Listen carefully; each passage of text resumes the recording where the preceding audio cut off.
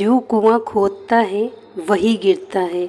एक बादशाह के महल की चार दीवारी के अंदर एक वजीर और एक कारिंदा रहता था। वजीर और कारिंदे के पुत्र में गहरी दोस्ती थी। हम उम्र होने के कारण दोनों एक साथ पढ़ते खेलते थे।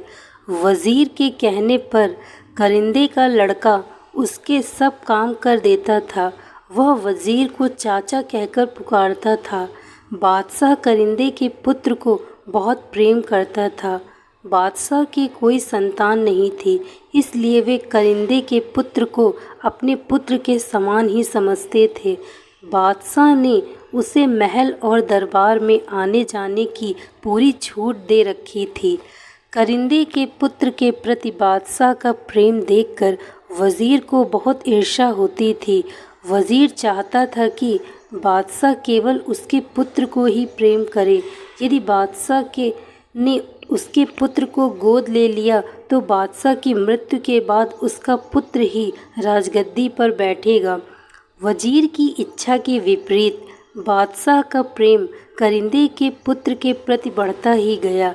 बादशाह वजीर के पुत्र को जरा भी पसंद नहीं करते थे, इसलिए वजीर कारिंदे और उसके पुत्र से मन ही मन ईर्ष्या करने लगा।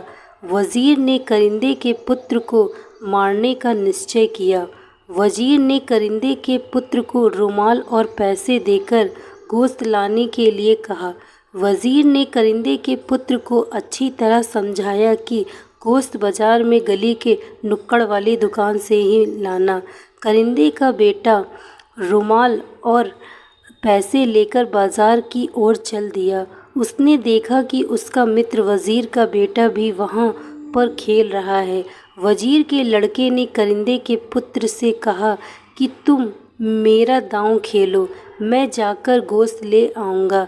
कारिंदे के पुत्र ने उसे पैसे और रुमाल देकर दुकान का पता बता दिया। इस प्रकार वजीर का पुत्र गोश्त लेने चला गया और कारिंदे का पुत्र दांव खेलने लगा। वजीर के पुत्र ने दुकानदार को पैसे और रुमाल देकर कहा कि इसमें गोश्त बांध दो। कसाई ने रुमाल में बने हुए निशान को पहचान लिया। इस रुमाल को वजीर ने कसाई को दिखाते हुए कहा था कि जो लड़का इस रुमाल को लेकर गोश्त लेने आए, तुम उसे मौत के घाट उतार देना। कारिंदे के पुत्र को मारने के लिए वजीर ने कसाई को पैसे भी दिए थे। कसाई ने अंदर भट्ठी जलाकर सारी तैयारी पहले ही कर ली थी। कसाई ने रुमाल और पैसे लेकर उस लड़के को वहां बैठने के लिए कहा और स्वयं अंदर गोश्त लेने चला गया। तभी वहां पर लड़का भी चला गया। कसाई ने तुरंत उस लड़के को उठाकर जलती हुई भट्टी में झोंक दिया। कारिंदे का पुत्र अपना दांव खेलकर अपने घर जा रहा था कि उसे रास्ते में वजीर मिल गया। कारिंदे के पुत्र ने पूछा, चाचा भैया गोश्त ले आया। इतना सुनकर वजीर के पैरों के नीचे से जमीन खिसक गई।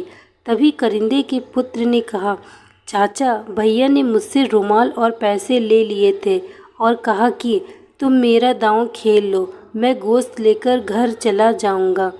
मैंने भैया को दुकान का पता भी बता दिया था। वजीर की आंखों के आगे अंधेरा छा गया और उसके मुंह से एक शब्द भी नहीं निकला। अपने पुत्र को याद करता हुआ वजीर अपने घर चला गया। वजीर कह रहा था कि जो दूसरों के लिए कुआं खोदता है उसमें स्वयं गिरता है। शिक्षा, इस कहानी से हमें यही शिक्षा मिलती है कि हमें कभी किसी का बुरा नहीं करना चाहिए। दोस्तों, मैं आशा करती हूँ आपको यह कहानी अच्छी लगी होगी। यदि कहानी अच्छी लगी हो तो वीडियो को लाइक तथा चैनल को सब्सक्राइब अवश्य करें। Thank you so much watching this video. Like, share and subscribe.